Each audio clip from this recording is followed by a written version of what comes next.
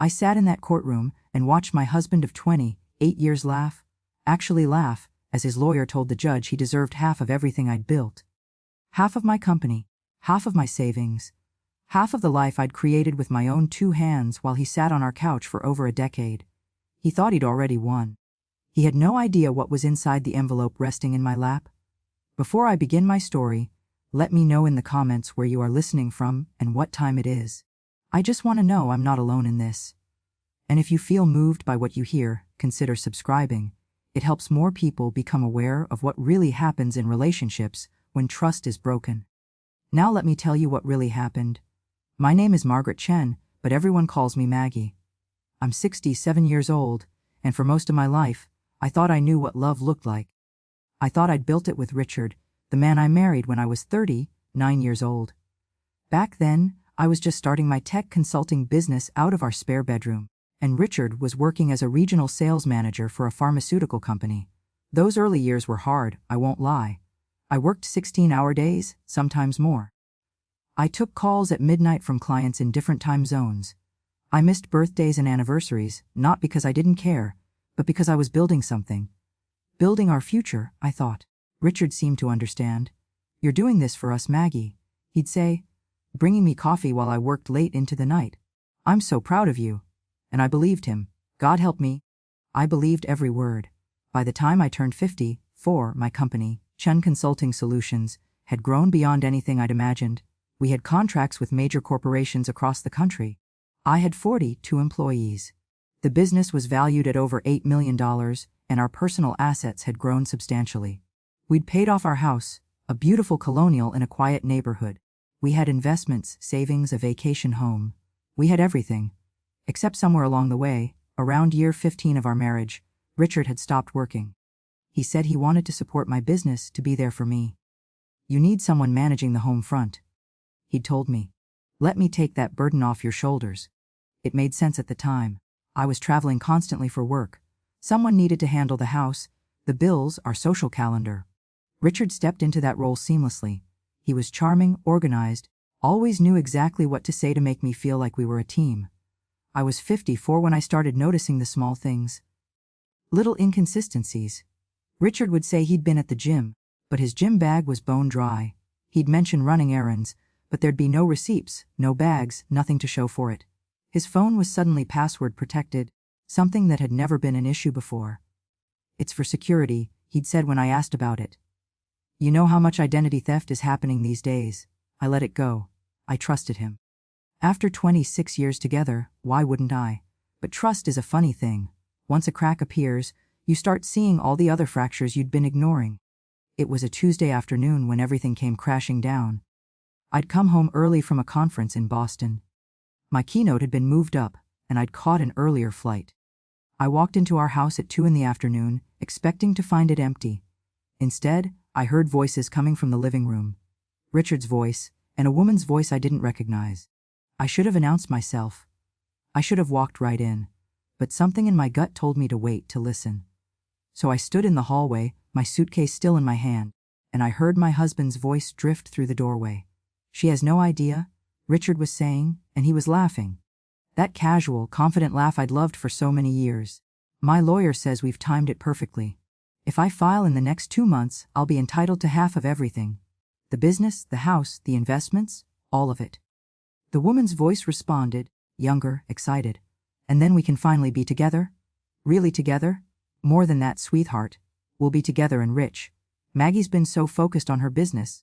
She hasn't noticed I've been moving money around for the past year. Small amounts, nothing she'd catch. It's all going into the account I set up under your name. By the time this is over, I'll walk away with half her fortune, plus what I've already secured. She'll never know what hit her. I don't remember dropping my suitcase. I don't remember the sound it made hitting the hardwood floor. But I remember the silence that followed. The absolute, suffocating silence as Richard appeared in the doorway, his face pale, his eyes wide. Behind him, a woman I'd never seen before, blonde, maybe 40 years old, wearing one of my robes, stared at me with something between guilt and defiance. "Maggie," Richard started, and his voice had that smooth quality he always used when he was about to talk his way out of something. "This isn't what it looks like." I found my voice, though it didn't sound like mine. It sounded like someone else's, someone older and more tired. Get out of my house. Maggie, let me explain. Get out. Off. My house. He left, they both left, and I stood in my beautiful home, surrounded by everything we'd built, everything I'd built, and felt the foundation crack beneath my feet. That night I didn't cry. I didn't rage. I sat at my kitchen table with a cup of tea growing cold in front of me, and I made a decision. Richard thought he was so clever, so calculated. He thought he'd planned everything perfectly. He was wrong. The next morning I called Patricia Morrison. Trish and I had been friends since college, roommates at Boston University back when we were both trying to figure out who we wanted to be. She'd become one of the best divorce attorneys in the state, sharp as a blade and twice as tough. We'd stayed close over the years, meeting for lunch once a month, celebrating each other's victories and supporting each other through the losses. I need your help, I told her when she answered. And I need you to be absolutely ruthless. There was a pause. Then Trish's voice came through, clear and focused. Tell me everything. I did. I told her about the conversation I'd overheard, about Richard's affair, about the money he claimed to be moving. I told her every detail I could remember, and Trish listened without interrupting. When I finished, she was quiet for a moment. Then she said, Maggie, if what you heard is true, Richard isn't just planning a divorce. He's committing fraud. We need to document everything. Can you get access to his computer, his phone? Any records? I have access to all our financial accounts, I said. I never changed the passwords because I never thought I needed to. Good. Don't change them now. We need to see what he's been doing. And Maggie, her voice softened slightly. I'm sorry. I'm so sorry this is happening to you. But we're going to make sure he doesn't get away with this. Over the next 6 weeks, Trish and I worked like private investigators. I documented everything. Every odd transaction. Every unexplained withdrawal, every suspicious money transfer. I hired a forensic accountant who discovered what Richard had been doing for the past 13 months. He'd been siphoning money from our joint accounts, small amounts at first, then larger ones. 5,000 here, 10,000 there. Nothing large enough to trigger alerts, but steady enough that he'd moved over $200,000 into an offshore account registered under his mistress's name. Jessica Hartley, as I learned she was called. But that wasn't all. The forensic accountant found something else. Richard had been taking screenshots of my business contracts, my client lists, my proprietary processes. He'd been planning to not just take half my money in the divorce. He'd been planning to start a competing business using everything I'd built. The betrayal was so complete, so calculated, that when Trish showed me the final evidence report, I actually felt numb. This was the man who'd held me when my mother died. The man who'd celebrated every business victory with me. The man who'd promised to love me in sickness and in health, for richer or poorer. He'd been planning to destroy me for over a year. We have him, Maggie, Trish said, spreading the documents across her conference room table. This is fraud, theft, and potentially criminal behavior. When we go to court, the judge is going to see all of this. I looked at the mountain of evidence. Bank statements, emails Richard had been careless enough to leave on our shared computer, text messages to Jessica about their plans, photographs of documents he'd stolen from my office. Everything was there. Everything we needed. When's the court date? I asked. Trish checked her calendar. 3 weeks. Richard's attorney filed for an expedited hearing, probably thinking they'd catch you off guard. They have no idea what's coming. Those 3 weeks were the strangest of my life. Richard had moved out, staying with Jessica in some apartment I didn't care to know about. He'd hired Marcus Klein, one of those aggressive divorce attorneys who specialize in maximizing settlements. Klein had a reputation for being ruthless, for intimidating opposing parties and judges alike. Richard thought he'd made a smart choice. He had no idea that Trish Morrison had never lost a case involving fraud. The night before the court hearing, I couldn't sleep. I lay in my bed now, not ours, and stared at the ceiling. I thought about all those years, all those moments I'd believed were real. Had any of it been genuine? Had Richard ever truly loved me, or had I just been a means to an end? I didn't have answers. Maybe I'd never have answers. But I had something else. I had the truth. And tomorrow, in that courtroom, everyone else would have it too. I got up, made myself a cup of chamomile tea, and sat by the window watching the sunrise. The sky turned from deep purple to soft pink to brilliant orange, and I felt something shift inside me. Not hope exactly, but something close to it. Determination maybe. Resolve. Richard Chen thought he'd broken me. He thought he'd planned everything so perfectly that I'd never see it coming. Tomorrow, he'd learn what it meant to underestimate Margaret Chen. Tomorrow, I'd hand that judge an envelope that would change everything. The courthouse was everything you'd expect. Cold marble floors, high ceilings that made every sound echo, and that particular smell of old wood and anxiety that seems to permeate every legal building. I arrived 30 minutes early with Trish by my side, carrying my purse and the manila envelope that held Richard's future. Or rather, the end of it. "Remember," Trish said quietly as we walked through the metal detectors. "Don't react to anything Klein says. He's going to try to paint you as a workaholic who neglected the marriage. He's going to make Richard look like the devoted husband who sacrificed his career for yours. Let him talk. Let Richard feel confident.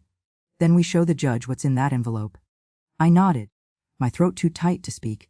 I'd rehearsed this moment in my mind 100 times over the past 3 weeks, but now that we were here, my hands were shaking. Trish noticed. She placed her hand over mine, stopping us in the hallway. "Maggie, look at me." I met her eyes. They were steady, fierce. "You built an $8 million company from nothing," she said. "You've negotiated contracts with Fortune 500 CEOs. You've given keynote speeches to thousands of people. This is just another boardroom. And that man in there is just another person who underestimated you. You've got this?" I took a deep breath and felt something settle in my chest. She was right. I'd faced down skeptical investors, difficult clients, and every obstacle that comes with being a woman in tech. Richard Chen was just one more challenge. And I'd already won.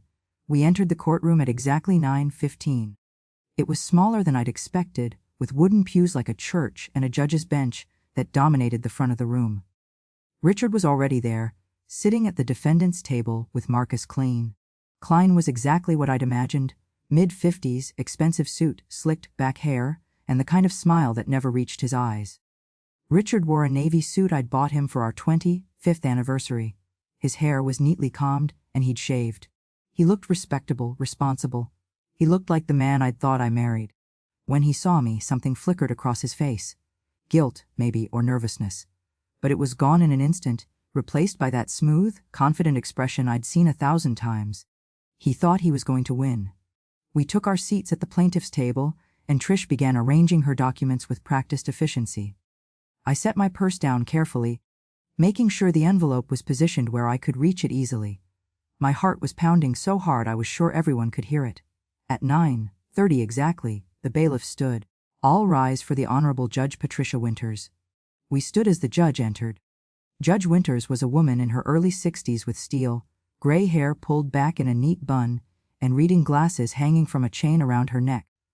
She had the kind of face that had seen everything and wasn't impressed by much.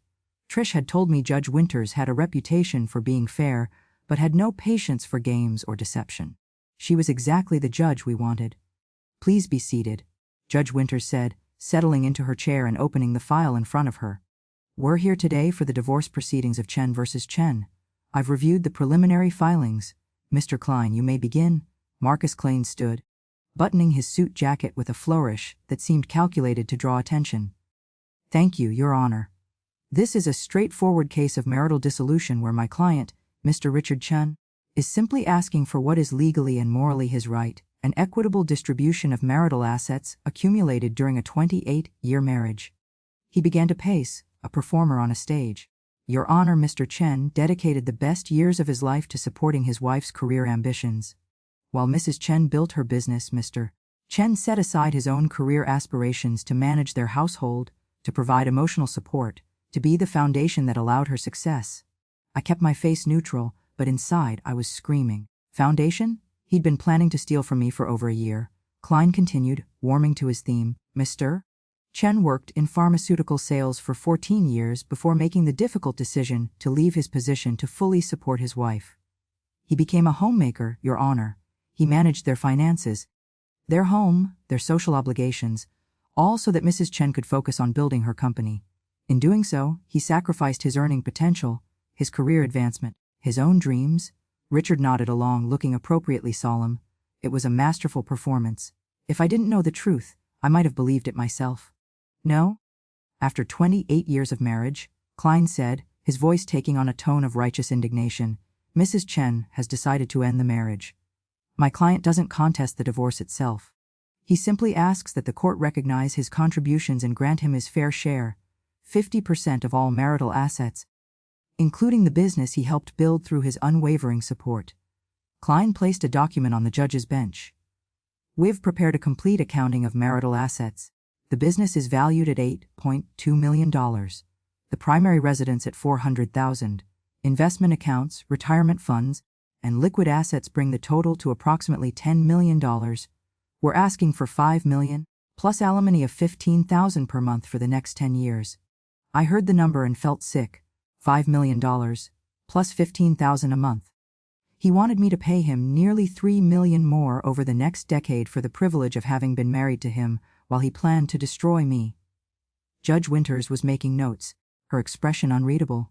Ms. Morrison, your response. Trish stood, and there was something different about her posture. She was coiled, ready, like a snake about to strike. Your Honor, my client doesn't dispute the asset valuation. However, we strongly contest Mr. Klein's characterization of Mr. Chen's contributions to the marriage. On what grounds? The judge asked. On the grounds that Mr. Chen wasn't supporting the marriage, Your Honor. He was systematically defrauding my client in preparation for this divorce. The courtroom went silent. Richard's head snapped up, and I saw real fear flash across his face for the first time. Klein's smile faltered. Those are serious allegations, Ms. Morrison, Judge Winters said, leaning forward. I assume you have evidence. Substantial evidence, Your Honor. We have documentation showing that over the past 13 months, Chen has been siphoning money from joint marital accounts and transferring it to an offshore account registered under another woman's name. We have emails detailing his plan to take half of my client's assets while simultaneously hiding assets of his own. We have proof that he's been stealing proprietary business information with the intent to start a competing company. Klein was on his feet. Your Honor, this is completely baseless. I'm not finished, Trish said, her voice cutting through his objection like ice. We also have recorded evidence of Mr. Chen discussing his plans, including his own admission that he timed this divorce specifically to maximize his financial gain. Richard had gone pale. He leaned over to whisper urgently to Klein, whose face was turning an alarming shade of red. Judge Winters held up her hand. Mr. Klein, sit down. Ms. Morrison, I want to see this evidence. This was it. The moment I'd been waiting for. I reached into my purse and pulled out the manila envelope. My hands were steady now, completely steady. I stood and walked to the bench, feeling Richard's eyes boring into my back. I handed the envelope to Judge Winters. Your Honor, I said, and my voice was calm, clear. Everything you need is in there. Judge Winters took the envelope and opened it. She pulled out the first document, a detailed report from our forensic accountant. Then the bank statements. Then the emails Richard had been careless enough to leave on our home computer. The ones where he discussed his plans with Jessica. The courtroom was absolutely silent except for the rustle of papers as Judge Winters read. I watched her face, saw her eyebrows rise, saw her jaw tighten. She read for what felt like hours, but was probably only 10 minutes. Finally, she looked up. Her eyes went straight to Richard, and the look on her face made him shrink in his seat. Mr. Chen, she said, and her voice could have frozen water, did you, as alleged here, transfer $237,000 from joint marital accounts to an offshore account registered under the name Jessica Hartley? Richard opened his mouth, but no sound came out. Klein jumped in. Your Honor, my client will need to review these documents before. It's a simple question, Mr. Klein. Yes or no? Richard found his voice, though it came out as barely more than a whisper. There were some transfers, but? Yes or no, Mr. Chen? Yes, but Your Honor, I can explain. Judge Winters held up the email printouts. And did you send these emails detailing your plan to, and I quote, time the divorce perfectly to get half of everything, while she has no idea what's coming? The courtroom was so quiet I could hear my own heartbeat. Richard looked at Klein, then at me, then back at the judge. Your Honor, those emails are taken out of context. Yes or no? Yes? Judge Winters set the papers down and removed her glasses. She looked at Richard for a long moment, and I saw something that I recognized. The same disgust I'd felt when I'd first discovered his betrayal. Mr. Chen, she said slowly, in 30 years on the bench, I have seen a lot of bad behavior. I've seen people lie, cheat, and scheme. But this, she gestured at the documents, this is calculated fraud on a scale that frankly shocks me. You didn't just betray your wife emotionally. You attempted to steal from her systematically while using the legal system to validate that theft. Richard was shaking now. The confident, smirking man from 15 minutes ago had vanished completely. Judge Winters looked at Klein. Mr. Klein? Does your client have anything to say in his defense? Klein looked like he wanted to crawl under the table. Your Honor, I was not aware of these circumstances. I will need time to consult with my client. You're going to need more than time, counselor. You're going to need a miracle. Judge Winters gathered the documents and placed them back in the envelope. Here's what's going to happen. I'm ordering an immediate freeze on all accounts associated with Mr. Chen, including that offshore account. I'm referring this case to the District Attorney's Office for potential criminal prosecution for fraud and theft. Richard made a sound, something between a gasp and a sob. A's for the divorce settlement, Judge Winters continued, and her voice was hard as stone. Mr. Chen will receive nothing. No assets, no alimony, nothing. Furthermore, he will return every penny he transferred from the marital accounts, plus interest. If that offshore account has been depleted, he will be held financially responsible for the full amount. Your Honor. Klein tried one more time. I'm not finished. Mr. Chen will also surrender any and all business documents, client lists, or proprietary information he obtained from Mrs. Chen's company. If I find out he's used any of that information, I'll hold him in contempt, and he'll face additional charges. Do I make myself clear? Richard nodded, tears streaming down his face now. The transformation was complete. The confident man who'd laughed about taking half my millions was gone, replaced by this broken, weeping figure. I should have felt triumphant. Instead, I just felt tired. Judge Winters turned to me, and her expression softened slightly. Mrs. Chen, I'm sorry you had to go through this. The court recognizes that you built your business through your own efforts, and you will retain full ownership of all marital assets. This divorce is granted, effective immediately. She struck her gavel once. The sound echoed through the courtroom like a gunshot. We're adjourned. The courtroom emptied slowly, people filing out in clusters, their voices hushed and urgent. Word would spread quickly. It always does in legal circles. By tomorrow, every divorce attorney in the state would know about the Chen case, about the husband who'd tried to steal millions and ended up with nothing. I sat at the plaintiff's table for a long moment after Judge Winters left, my hands folded in my lap, trying to process what had just happened. It was over. 28 years of marriage ended with the strike of a gavel. Richard's scheme, exposed in less than an hour. Everything I'd feared and prepared for, resolved in a single morning. Trish touched my shoulder gently. Maggie, are you okay?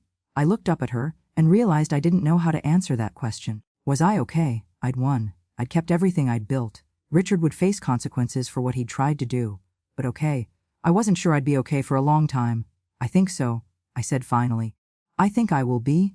She smiled, that fierce, protective smile I'd seen so many times over the years. You did it. You stood up for yourself, and you won. Across the courtroom, Richard was still sitting at the defendant's table. Marcus Klein had packed up his briefcase and left without a word, probably already calculating how to distance himself from this disaster. Richard sat alone, his head in his hands, his shoulders shaking. Part of me, some small, stubborn part that remembered loving this man, wanted to feel sorry for him. Wanted to walk over and offer some kind of comfort, however small. But then I remembered his laugh. That casual, confident laugh when he'd told Jessica I'd never know what hit me. I remembered the emails, the stolen money, the stolen business information. I remembered the year of planning, the calculated betrayal. The way he'd looked at me every single day while plotting to destroy everything I'd built. That small, stubborn part of me went quiet. Let's go home, I said to Trish. We walked out of the courtroom together, through the echoing hallways, past the other people waiting for their own cases to be heard. As we pushed through the heavy courthouse doors, I felt the spring sunshine on my face and took my first deep breath in what felt like weeks. Maggie. I turned to see Richard running down the courthouse steps toward us. His face was blotchy from crying, his expensive suit rumpled. He looked 10 years older than he had that morning. Trish stepped in front of me immediately. Mr. Chen, I strongly advise you not to approach my client. Please, he said, and his voice broke. Maggie, please, just give me 5 minutes. I need to explain. Explain what? The words came out of me before I could stop them, sharp and cold. Explain how you stole from me. How you planned to take half of everything I built, while hiding money in your mistress's account. Explain how you were going to use my own business information to compete against me. "It wasn't supposed to be like this," he said, and he actually looked sincere. "I made mistakes, terrible mistakes. But Maggie, we had 28 years together. That has to mean something." I stared at him, this man I'd shared my life with, and felt nothing but a vast, empty distance between us. "It did mean something, Richard. It meant everything to me. But apparently, all it meant to you was a payout. That's not fair." "Fair?" I laughed, but there was no humor in it. "You want to talk about fair? You sat on our couch for 13 years while I built my business. I never complained. I supported your decision to leave your job because I thought we were partners. And all that time you were just waiting for the right moment to cash out. I loved you," he said, and tears were streaming down his face again. "I still love you." "No," I said, and my voice was steady now, certain. "You don't love me, Richard. You never did. You loved what I could provide. There's a difference." He reached for my arm, but Trish blocked him. "That's enough, Mr. Chen. Walk away. Maggie, please, goodbye, Richard." I turned and walked toward Trish's car, leaving him standing on the courthouse steps. I didn't look back. I didn't need to. That chapter of my life was closed. The drive back to my house now, not ours, took 20 minutes. Trish kept glancing at me, probably worried I was going to break down. But I felt strangely calm. Empty, maybe, but calm. "Do you want me to come in?" she asked when we pulled into my driveway. "I can stay for a while if you need company." I shook my head. "Thank you. But I think I need to be alone for a bit. Process everything. Call me if you need anything. Anything at all, day or night." She squeezed my hand. "You were incredibly brave in there, Maggie. I hope you know that." After she left, I stood in my driveway for a moment, looking at the house Richard and I had bought 15 years ago. It was a beautiful colonial, white with black shutters, surrounded by gardens I'd never had time to tend. Richard had taken care of the yard, I remembered. He'd been good at that, making things look perfect on the outside. I walked inside and was immediately struck by how quiet it was. The house had always been quiet, but this was different. This was the silence of being truly alone, not just temporarily by myself. This was the sound of a life that needed to be rebuilt from scratch. I set my purse on the kitchen counter and saw the blinking light on the answering machine. 11 messages. I pressed play as I filled the kettle for tea. The first 3 were from reporters. Somehow, they'd already gotten wind of the case and wanted comments. I deleted them without listening all the way through. The 4th message made me pause. "Mrs. Chen, this is Detective Sarah Martinez with the District Attorney's Office. Judge Winters referred your case to us this morning. I'd like to set up a time to speak with you about pressing criminal charges against your ex-husband. Please call me back at your earliest convenience." Ex-husband. The words sounded strange, foreign, but accurate. The 5th message was from my business partner, Tom. "Maggie, I heard about the court case. Are you okay? Call me when you can. And Maggie, we're all proud of you here."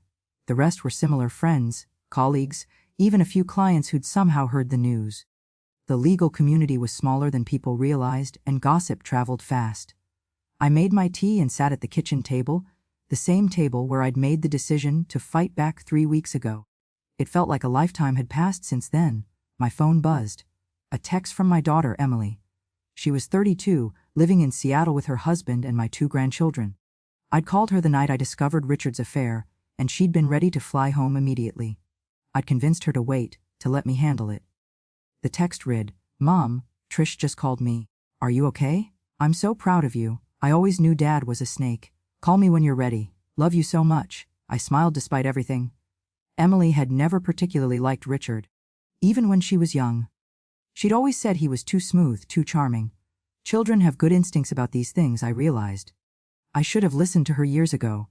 I typed back, "I'm okay. Sweetheart. Really, I'll call you tonight. Love you too." The afternoon passed slowly.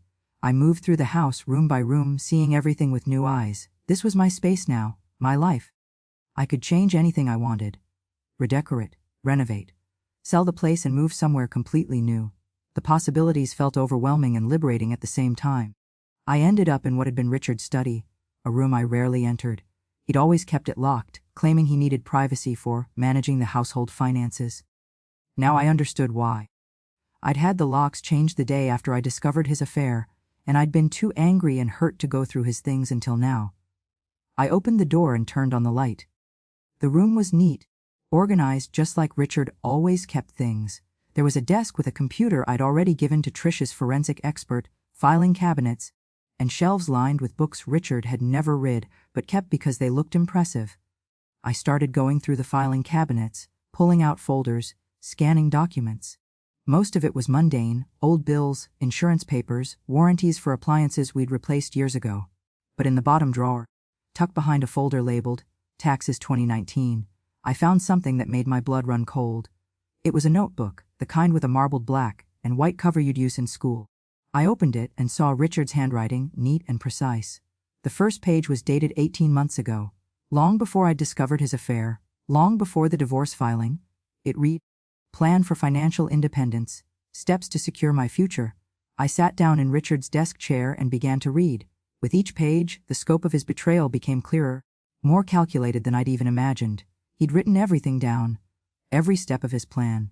When to start transferring money, how much to take at a time, how to time the divorce for maximum financial gain. He'd even written out conversations he planned to have with his lawyer, arguments he would make in court. There were notes about my business, which clients were the most valuable, which employees might be convinced to leave with him, how to replicate my proprietary processes. He'd been planning to not just steal from me in the divorce, but to destroy my company and build his own empire on its ruins. One entry dated 6 months ago, read, "Maggie completely trusts me. She'll never see this coming. By the time she realizes what's happening, it will be too late.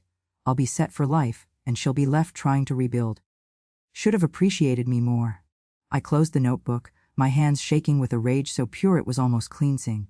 Should have appreciated him more. I'd supported him for 13 years while he sat at home. I'd never questioned his decision to stop working. I'd trusted him completely with our finances, our home, our life. And he'd spent 18 months planning to destroy me because I should have appreciated him more. I stood up, took the notebook, and walked downstairs to the kitchen. I turned on the gas burner on my stove, held the notebook over the flame, and watched it catch fire. I carried it to the sink and let it burn, watching Richard's careful plans turn to ash.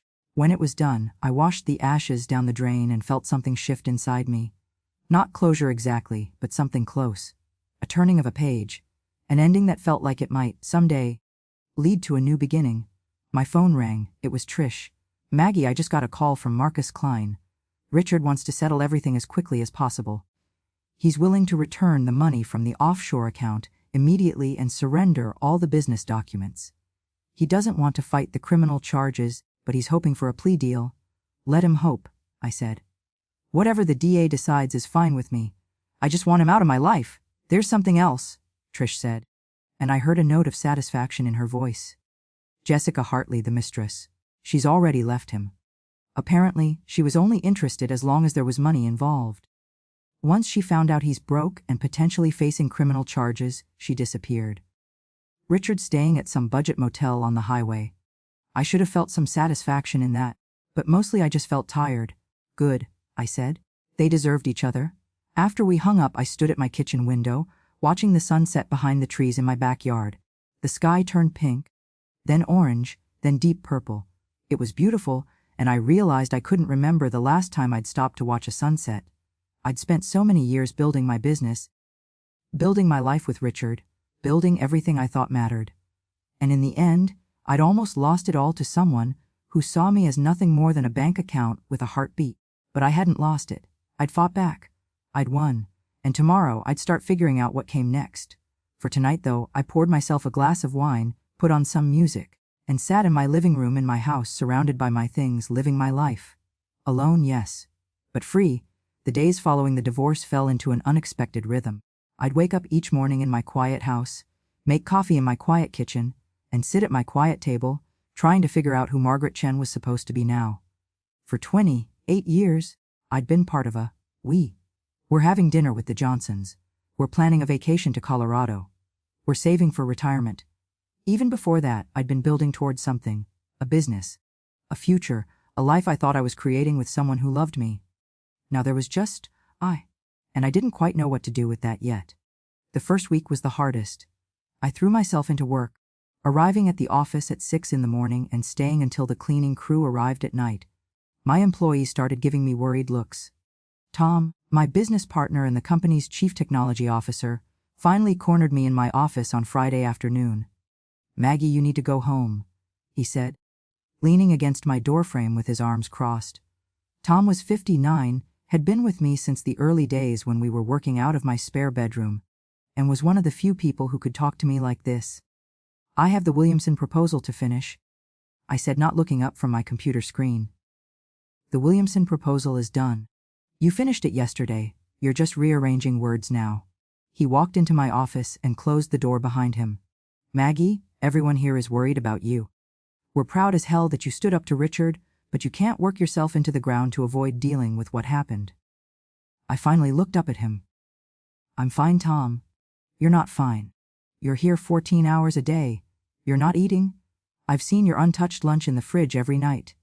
You look exhausted." His voice softened. "You went through something traumatic. It's okay to not be okay." I felt my eyes start to burn with tears I'd been holding back for days. "If I stop working, I have to think about it. About all of it. About how stupid I was." "How blind." "You weren't stupid," Tom interrupted firmly. "You trusted your husband. That's not stupid, that's human. Richard's the one who should be ashamed, not you." The tears spilled over, and I couldn't stop them. Tom grabbed the tissue box from my desk and handed it to me, then sat down in the chair across from me and waited while I cried. Really cried for the first time since the divorce. When I finally got control of myself, he said, "Take next week off. Don't come into the office. Don't check emails. Just rest, process, do whatever you need to do." "Tom, I can't just—" "Yes, you can. I've been running this company with you for 20 years. I can handle things for 1 week. Besides, Karen's been itching to take lead on the Henderson project, and this is the perfect opportunity to see if she's ready for more responsibility." I wiped my eyes and managed a small smile. "You've got this all planned out. Someone has to look after you." He stood up and walked to the door, then paused. "Maggie, you built something remarkable here. Not just the business, but the culture, the team, everything. Richard didn't contribute to that, you did. Don't let him take that away from you."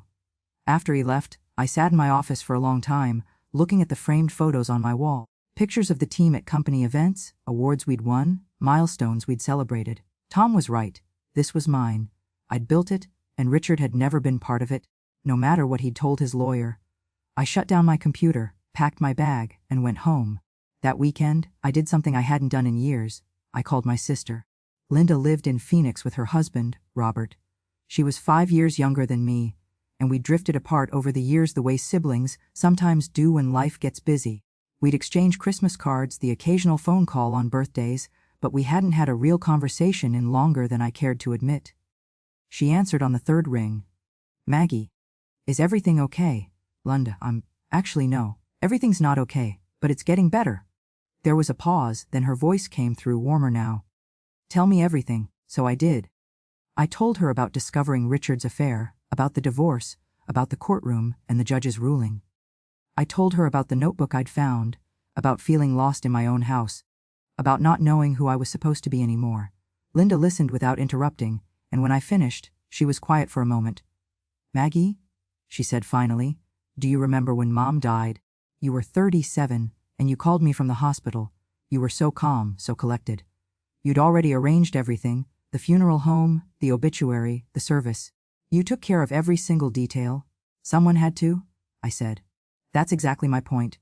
Someone had to, so you did it. You've always been like that. Something needs to be done, you do it. Someone needs help, you help them. But Maggie, when was the last time you did something just for yourself? Not for the business, not for Richard, not for anyone else. Just for you?" I opened my mouth to answer and realized I couldn't remember. "That's what I thought," Linda said gently. "Maybe this divorce, as terrible as it is also an opportunity. A chance to figure out what you want, who you are when you're not taking care of everyone else." "I don't know where to start," I admitted. "Start small.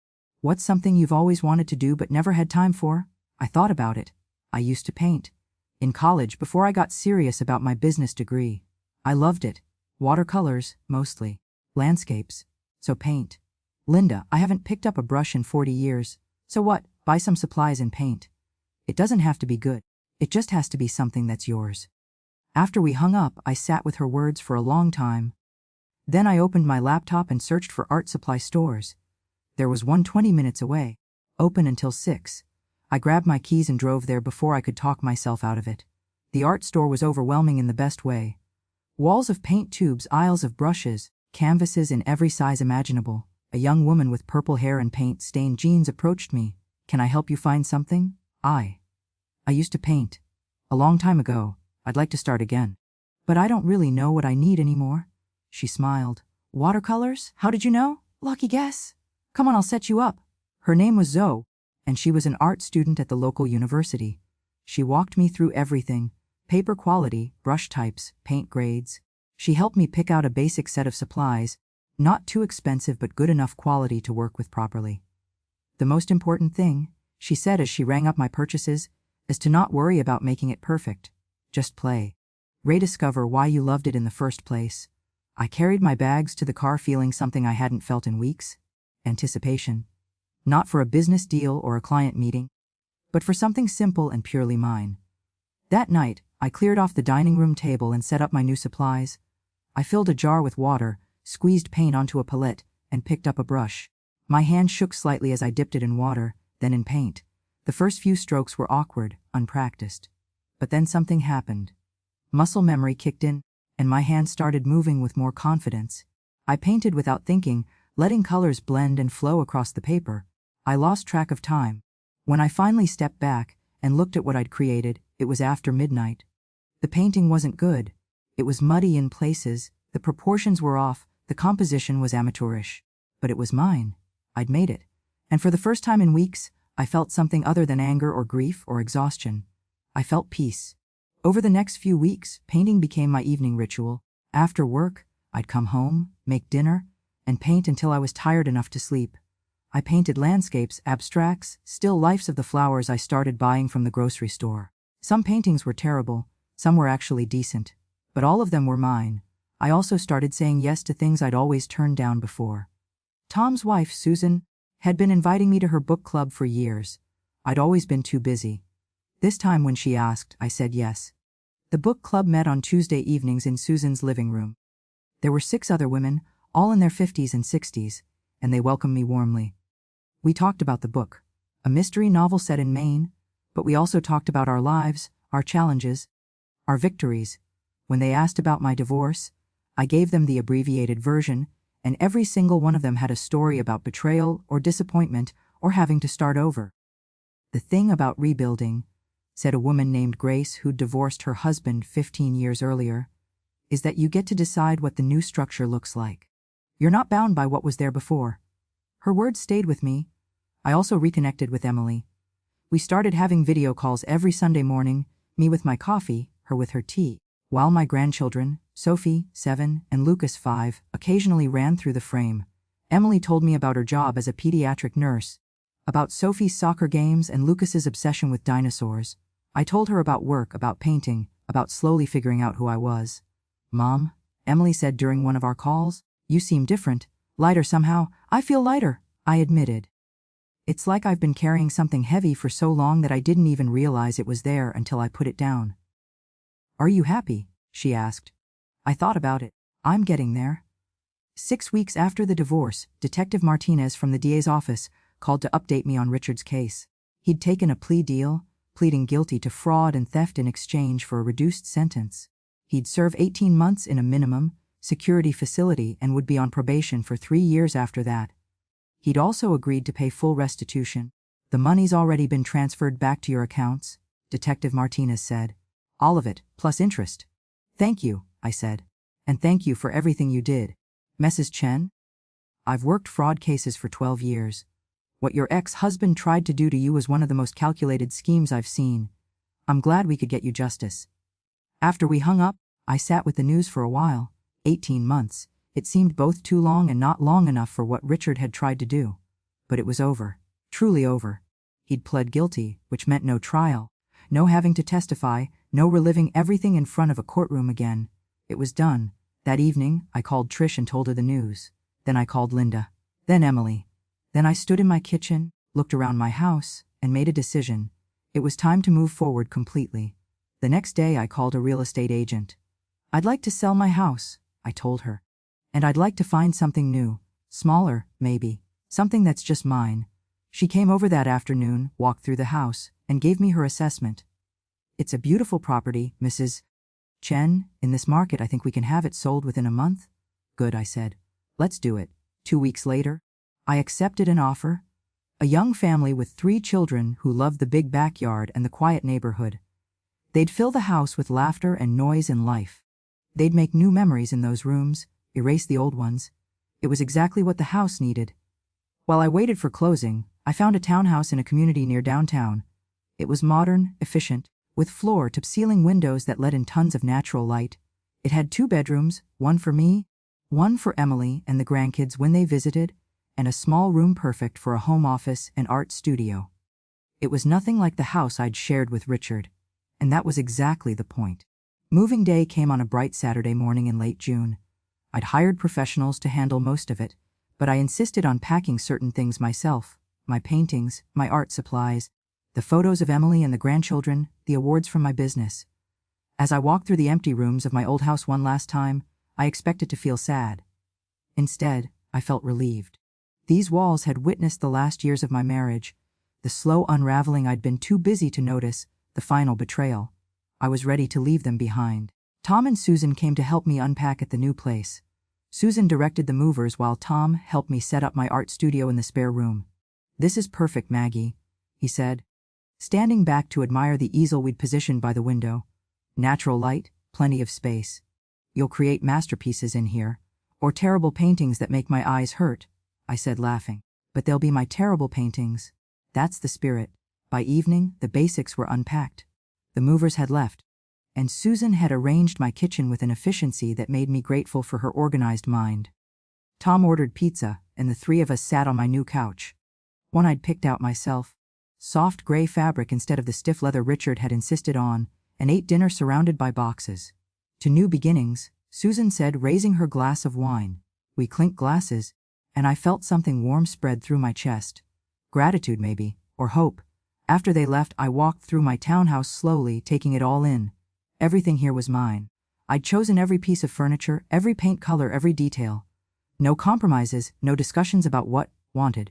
Just what I wanted. It felt revolutionary. That summer became a season of rediscovery. I maintained my schedule at work, reasonable hours now, not the exhausting marathons I'd been running, and spent my evenings and weekends exploring the parts of life I'd neglected for too long. I joined a watercolor class at the community center. Our instructor was a retired art teacher named Dorothy, a woman in her 70s with wild white hair and paint permanently under her fingernails. She was patient with my rusty skills and generous with her praise when I showed improvement. "You have a good eye for color," she told me one evening as I worked on a landscape. "Don't be afraid to be bold. The world has enough timid paintings." I took her advice to heart, both in painting and in life. I also started volunteering. Every other Saturday, I spent the morning at a women's shelter downtown, teaching basic business skills and computer literacy. Many of the women there were trying to rebuild their lives after leaving abusive relationships. They were starting over with nothing, trying to find jobs and independence and hope. I understood them in a way I never could before my own experience. One Saturday in August, a woman named Carmen approached me after class. She was 34, a single mother of 2, with dark circles under her eyes that spoke of too many sleepless nights. "Mrs. Chen," she said quietly, "can I ask you something?" "Of course. And please call me Maggie." "How did you do it? Start over, I mean. Everyone here knows your story, about your divorce, about what your husband tried to do. How did you find the strength to rebuild?" I thought about her question carefully. "I didn't feel strong at the time," I said honestly. "I felt scared and angry and lost. But I had resources, money, education, a career. You're doing something much harder than I did, Carmen. You're rebuilding with so much less, and that takes incredible courage." She shook her head. "I don't feel courageous. I feel terrified every day." "That's what courage is," I told her. "Being terrified and doing it anyway. You're here, learning new skills, working toward a better future for yourself and your children. That's not just courageous, it's heroic." Her eyes filled with tears. "Thank you. I needed to hear that today." After she left, I sat in the empty classroom for a while, thinking about courage and strength and what it means to start over. I thought about all the women I'd met at the shelter, all the stories of survival and resilience. My experience with Richard, as painful as it had been, was just one story among millions. But maybe by sharing it, by being visible in my rebuilding, I could help others see that starting over was possible.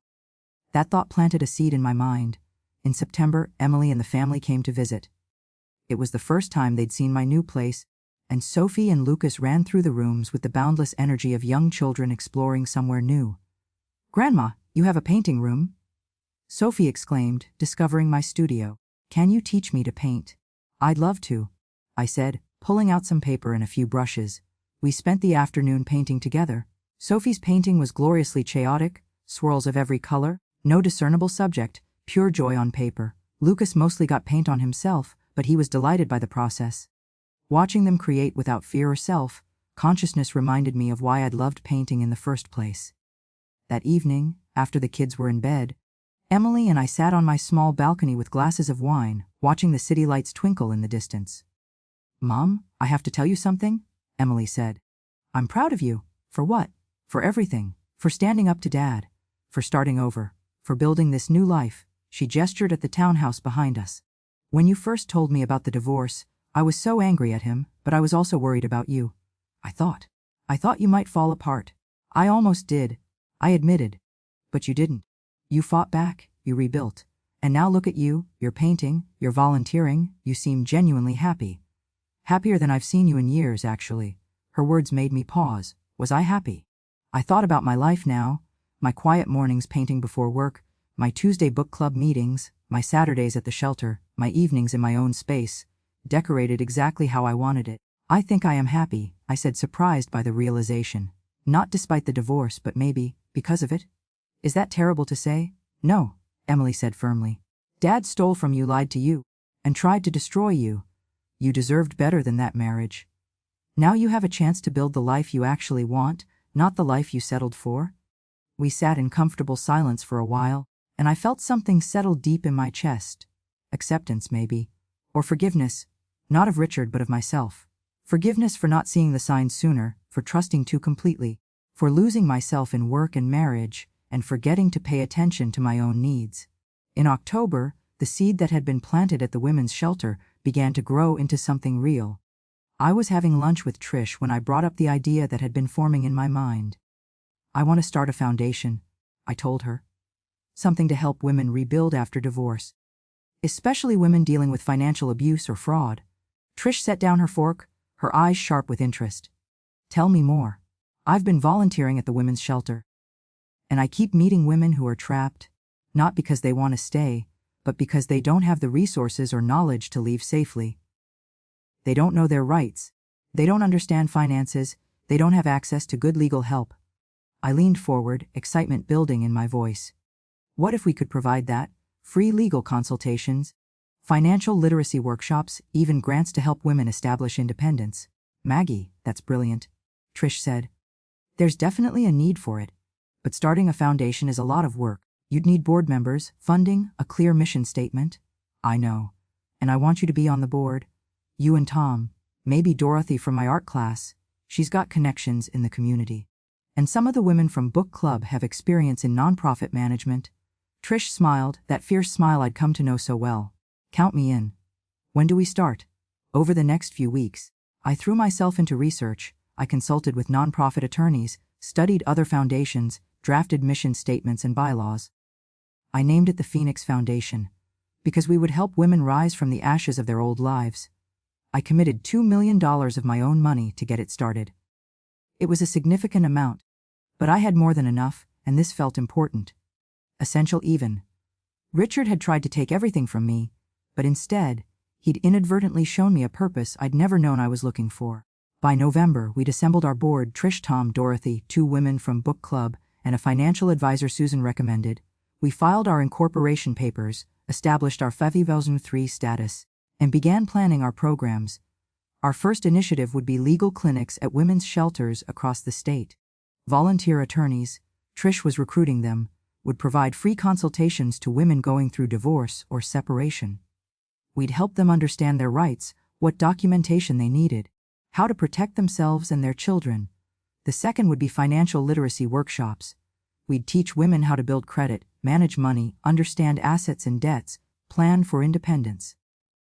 So many women I'd met had never had their own bank account, never seen a tax return, never understood their family's finances because their partners had controlled everything. The third would be emergency grants, money to help women leave dangerous situations, pay for attorneys, establish new households. Not huge amounts, but enough to make the difference between being trapped and being free. "You're going to change lives with this, Maggie," Tom said during one of our board meetings. "You know that, right?" I did know. And it felt like the best thing I'd done in years. December came with unexpected softness. The holiday season, which I'd been dreading, turned out to be surprisingly sweet. Emily and the family came for Christmas, and we started new traditions, making cookies together, watching old movies, having a painting session on Christmas morning where we all created terrible holiday-themed art. On Christmas Eve, after the kids were asleep, Emily gave me a present wrapped in silver paper. "Open it," she urged. Inside was a framed photograph. It showed me in my studio, paintbrush in hand, caught in profile as I worked. I was smiling, completely absorbed in what I was creating. Sunlight streamed through the window, illuminating my face. I looked peaceful, content, happy. "When did you take this?" I asked, my voice thick with emotion. "Last time we visited. You didn't even notice I was there. You were so focused on your painting. Mom, that's the person I want you to remember you are. Not the person who was married to Dad, or the CEO of your company, or anyone's version of you but your own. Just you doing something you love, completely at peace." I hugged her tight, this daughter who'd grown into such a wise, wonderful woman. "Thank you, sweetheart, for everything. For believing in me, always," she whispered back. On New Year's Eve, I did something I'd never done before. I threw a party. Nothing elaborate, just the people who'd become important in this new chapter of my life. Tom and Susan, Trish and her husband, Dorothy and a few people from art class, my book club friends, some colleagues from work. Even Carmen from the shelter, who'd just gotten her first job in years and wanted to celebrate. We crowded into my townhouse, eating appetizers and drinking champagne, talking and laughing. At 11:30, someone turned on the television to watch the countdown in Times Square. As midnight approached, Susan raised her glass. "I'd like to make a toast," she said, and the room quieted. "To Maggie, who taught all of us this year what resilience really looks like. You faced betrayal and came out stronger. You built something new from something broken. You turned your pain into purpose. We're all better for knowing you." "To Maggie!" everyone echoed, raising their glasses. As the countdown began, 10, 9, 8, I looked around my living room at these people who'd supported me, challenged me, helped me rebuild. None of them had been part of my old life with Richard. They were all part of this new life I was creating. 3, 2, 1. Happy New Year. The room erupted in cheers and hugs. I stood in the middle of it all, feeling the warmth of community and friendship and new beginnings, and realized that I hadn't just survived the divorce. I'd transcended it. Richard had tried to break me, to take everything I'd built. Instead, he'd freed me to build something even better, a life that was entirely, authentically mine.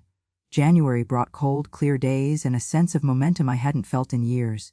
The Phoenix Foundation officially opened its doors, or rather, opened its website and phone lines, on January 15th. We'd rented a small office space downtown, nothing fancy.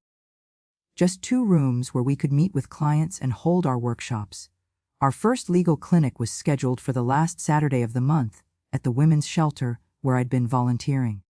Trish had recruited 5 attorneys willing to donate their time, and we'd advertised through social workers, shelters, and community centers across the city. I arrived at 7 in the morning to help set up, my stomach fluttering with nervous energy. What if no one came? What if we'd built all of this, and it turned out there wasn't actually a need? By 7:45, there was a line outside the door. 32 women showed up that first day. 32 women who needed help, who needed someone to explain their rights, who needed hope that they could escape situations that felt impossible. We met with each one, some consultations lasting 15 minutes, others going for over an hour. The attorneys were patient, thorough, compassionate. I spent the day greeting women, helping them fill out intake forms, making sure they had water and snacks while they waited. I listened to their stories that were heartbreaking and infuriating, and ultimately inspiring because these women were fighting back. They were here. They were asking for help. They were taking the first steps toward freedom. Carmen was there, bringing a friend who was trying to leave her husband. "Maggie," she said, pulling me aside during a quiet moment, "thank you for all of this. You have no idea what this means to people like us. I think I have some idea, I said gently. And Carmen, I'm proud of you. You're doing so well. She smiled, and it transformed her tired face. I start my new job Monday, office assistant at a law firm. It's not much, but it's mine, you know? My own paycheck, my own bank account. My own life. That's everything, I told her. By the time we closed at 4 o'clock, all 5 attorneys had agreed to come back for the next clinic. Maggie, this is incredible, said one of them. A woman named Rachel who specialized in family law. I've never seen anything like this. The need is enormous. Then we'll keep growing, I said. We'll add more clinics, more attorneys, more resources, whatever it takes. By March, the Phoenix Foundation had helped over 200 women. Word spread quickly through social service networks, and we started getting calls from other cities asking if we could expand our programs to their areas. I hired 2 full-time staff members, a program director and an administrative coordinator, and began the process of establishing partnerships with shelters and legal aid organizations across the state.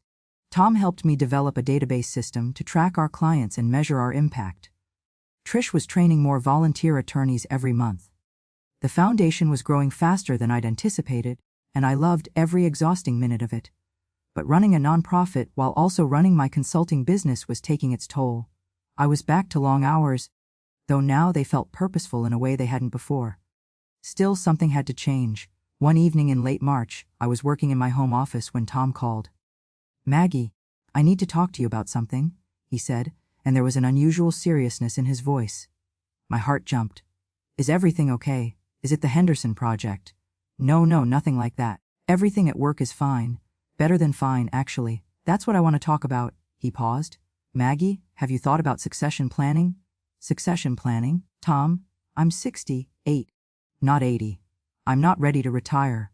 I'm not talking about retirement. I'm talking about you having the freedom to focus on what matters most to you now. The foundation is taking off, and it clearly brings you joy in a way the consulting business hasn't in years. What if you step back from the day-to-day operations? Made me CEO, stayed on as chairman of the board. I was silent, processing his words. You built an incredible company, Tom continued. But you also built an incredible team. We can run things. We have been running things, really, for the last few months while you've been focused on the foundation. This would just make it official. Tom, I don't know. Think about it. That's all I'm asking. Susan and I were talking, free, and she pointed out that you seem happier and more energized when you're talking about the foundation than when you're talking about client contracts. Maybe it's time to let yourself follow that energy. After we hung up, I sat in my office for a long time, thinking about his words. He was right. I did feel different when I was working on foundation projects. More connected, more purposeful. The consulting business had been my life for 25 years, but maybe it didn't need to be my entire life anymore. Over the next week, I had conversations with our board of directors, with our key clients, with the senior staff at Chen Consulting Solutions. Everyone was supportive of the transition. Tom had been with me from the beginning. He knew the business as well as I did. Maybe better in some areas. By mid-April, we'd worked out the details. Tom would become a CEO on July 1st. I'd remain as chairman of the board, attend quarterly meetings, be available for major strategic decisions and client relationships. But the day-to-day management would be his. It felt right. It felt like another step forward. In May, the Phoenix Foundation received its first major donation from someone outside my immediate circle. A woman named Patricia Jameson, who'd seen an article about our work in the local newspaper, sent a check for $50,000 along with a note. 20 years ago, the note read, I went through a divorce that nearly destroyed me financially and emotionally. I had no resources, no support, no idea what to do. I wish the Phoenix Foundation had existed then. Please use this money to help other women find their way to freedom. With gratitude and admiration, Patricia. I called her immediately to thank her. We talked for over an hour. Patricia, now 72, had rebuilt her life after her divorce, eventually becoming a successful real estate agent. She'd never remarried, never wanted to. I learned, she told me, that I was better company for myself than my ex-husband ever was. I'm learning that too, I admitted. It's a good lesson, isn't it? Not that we don't need other people, we do. But we don't need them to complete us. We're already complete. Her words resonated deeply. After we hung up, I added her to my list of people I wanted to recruit for the foundation's board. We needed more voices, more perspectives, More women who'd walked this path and could guide others through it. June brought an unexpected opportunity. A producer from a local television station called, wanting to do a story about the Phoenix Foundation for their evening news program. They'd heard about our work and thought it would resonate with their viewers. I hesitated. I'd never sought publicity. Never wanted to be the face of anything. But Trish convinced me to do it. "Maggie, this isn't about you," she said. "This is about reaching more women who need help. Think about how many people watch the evening news. Think about how many women might be sitting in situations like yours was, thinking they're alone. You could reach them." So I agreed. The interview took place at our office. The reporter, a woman in her 40s named Jennifer Martinez, was professional and kind. She asked about my own divorce, about what inspired the foundation, about our programs and our impact. "Mrs. Chen," she said toward the end, "what would you say to women who are in situations like yours was? Women who suspect their partners are hiding assets or planning something but don't know what to do." I looked directly at the camera. "I'd say trust your instincts. If something feels wrong, it probably is. Document everything: bank statements, emails, conversations. Find a good attorney, and know that you're not alone. There are resources, there are people who can help, and there is life on the other side of this. A good life. Maybe even a better life than the one you're leaving behind." The segment aired 2 weeks later. Within hours, our phone lines were overwhelmed. Women calling for help, people offering donations, attorneys wanting to volunteer. We received over 100 inquiries in the first 48 hours. We also received a call from a foundation in Boston that funded women's initiatives. They wanted to discuss a partnership and potential grant funding. The amount they mentioned, $500,000, would allow us to expand to 3 more cities by the end of the year. "Maggie," our program director said, slightly overwhelmed as she looked at the list of calls and emails, "we're going to need more staff, more space, more everything. Then we'll grow," I said. "We'll grow as much as we need to." July 1st came with a celebration at Chen Consulting Solutions, Tom's official first day as CEO. The entire staff gathered in our main conference room for cake and champagne, and I gave a short speech about transitions and trust and the incredible team we'd built together. 25 years ago, I said, looking around at faces both familiar and new, I started this company in my spare bedroom with one client and a dream. Tom was my first employee, and together we built something I'm incredibly proud of, not just because of our success, but because of how we achieved it, with integrity, with excellence, with respect for each other and our clients. I paused, feeling emotion rise in my throat. Now it's time for me to step back and let Tom lead this company into its next chapter while I focus on other work that needs doing. But I want you all to know, this will always be part of my heart. You will always be part of my heart. Thank you for 25 extraordinary years. The applause was genuine warm. After the celebration, Tom walked me to my car. "You okay?" he asked. "More than okay," I said honestly. "I'm excited. For you, for the company, for what comes next. The Phoenix Foundation is lucky to have your full attention now." "I'm the lucky one," I said. "I get to spend my days helping people rebuild their lives." How many people get to say that? That evening, I sat in my studio with a blank canvas in front of me. I'd been commissioned to create a piece for the Phoenix Foundation's office, something that embodied the spirit of what we were trying to do. I thought about phoenixes, about fire and ash and rebirth.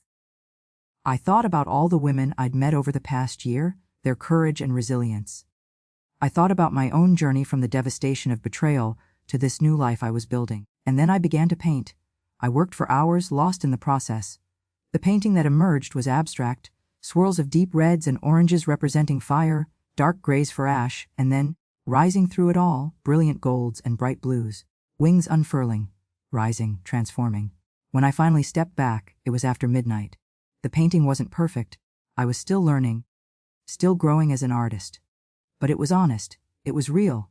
It captured something true about destruction and creation, about endings and beginnings, about the beauty that can emerge from ashes. I titled it, Phoenix Rising. It would hang in our office, reminding every woman who walked through our doors that she too could rise. That she too could transform her pain into power. Her ending into a new beginning, just like I had. September arrived with golden light and changing leaves, and with it came an invitation I never expected. I was having my morning coffee in my studio, looking over the Phoenix Foundation's quarterly report when my phone rang. The caller ID showed a number I didn't recognize. "This is Margaret Chen," I answered. Mrs. Chen, my name is Dr.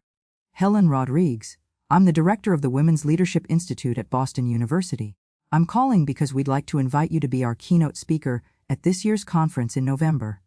I set down my coffee cup, surprised.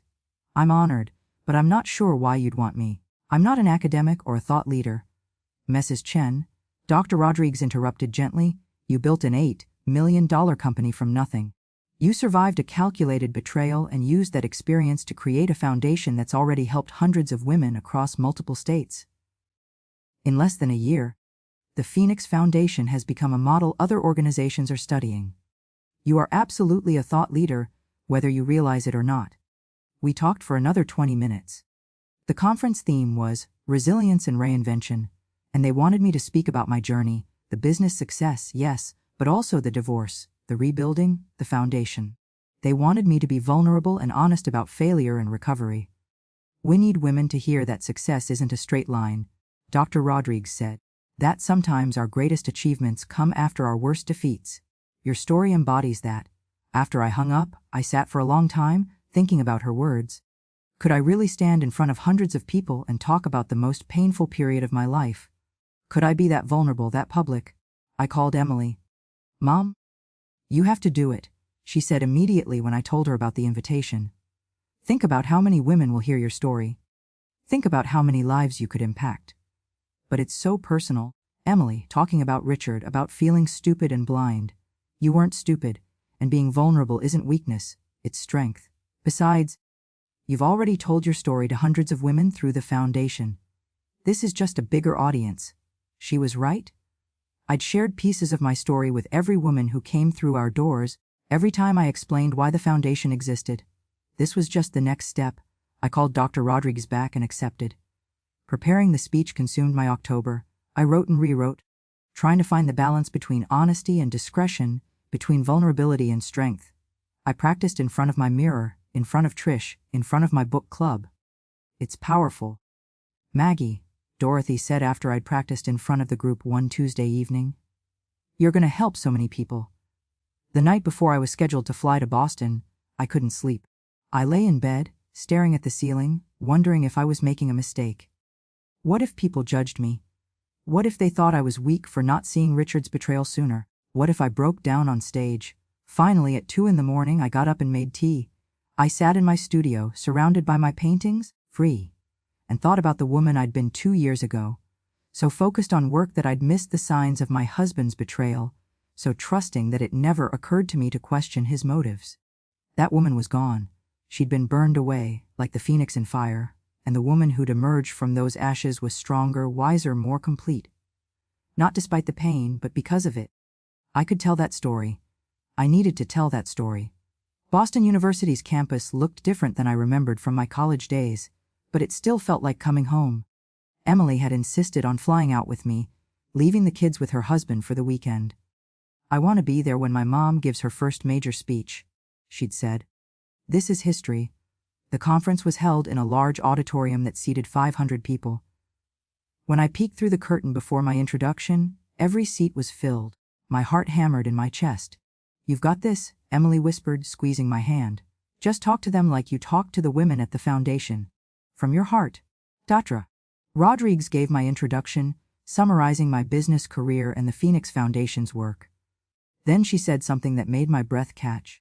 But what makes Margaret Chen's story truly remarkable isn't just her professional success or her philanthropy. It's her courage to be honest about failure, about betrayal, about having to start over at an age when most people are thinking about retirement. It's her willingness to transform her worst experience into her greatest purpose. Please welcome Margaret Chen. The applause was warm as I walked onto the stage.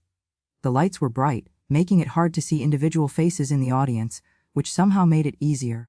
I looked down at my notes, took a deep breath, and began. 2 years ago, I said, I came home early from a business trip and overheard my husband laughing. He was telling his mistress how he'd planned everything perfectly, how he was going to take half of everything I'd built, and I'd never see it coming. In that moment, standing in my own hallway with a suitcase in my hand, my entire world collapsed. I told them everything.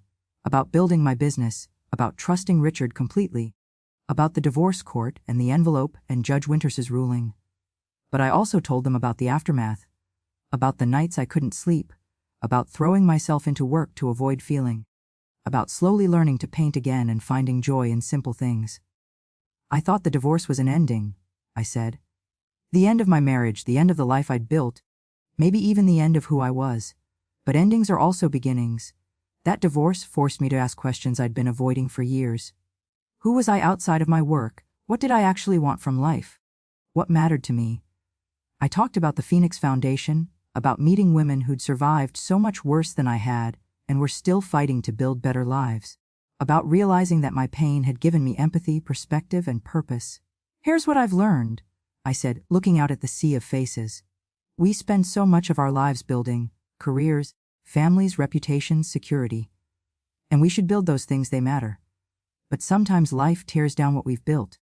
Sometimes betrayal or loss or failure comes and destroys what we thought was permanent. And in those moments, we have a choice. I paused, letting the words settle. We can see ourselves as victims of that destruction. Or we can see ourselves as phoenixes, creatures who are burned down to ash so they can rise again, transformed, stronger, more authentically themselves. The fire hurts. God, it hurts. But what emerges from those ashes can be extraordinary. I told them about my townhouse, my art, my Tuesday book club, my Sunday calls with Emily, about the simple pleasures I'd discovered when I stopped trying to prove anything to anyone and just started living for myself. I'm 69 years old, I said. My ex-husband thought this divorce would destroy me. Instead, it freed me. I'm happier now than I've been in decades. I wake up excited about my days.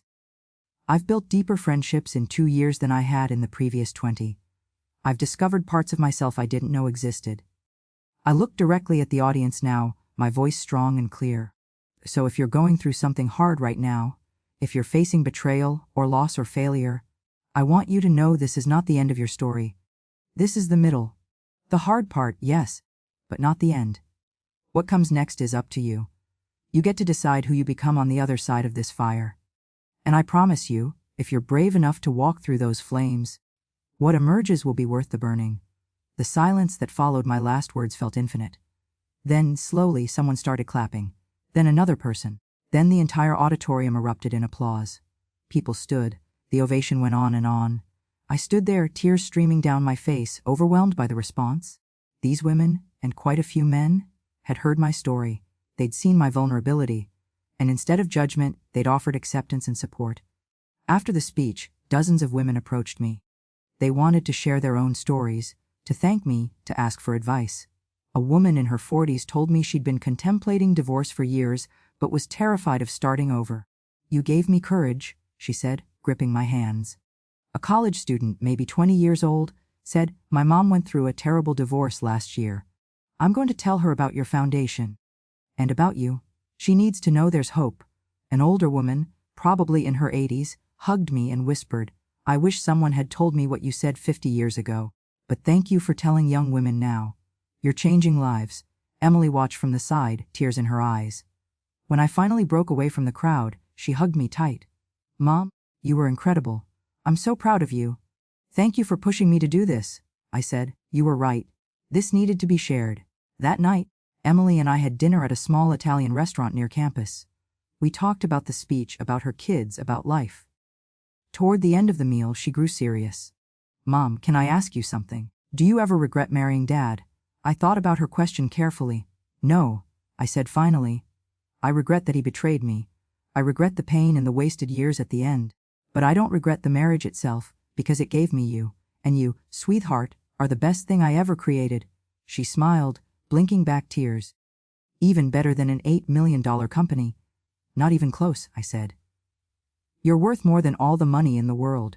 I returned home to Atlanta to discover that my speech had gone viral. Someone had recorded it and posted it to YouTube, and within a week it had over 1 million views. My email inbox was flooded with messages from women around the world, sharing their stories and thanking me for mine. The Phoenix Foundation's donation page crashed from the volume of traffic.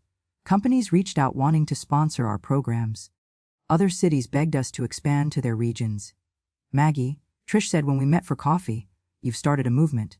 You know that, right? I just told my story, I said, still somewhat bewildered by the response.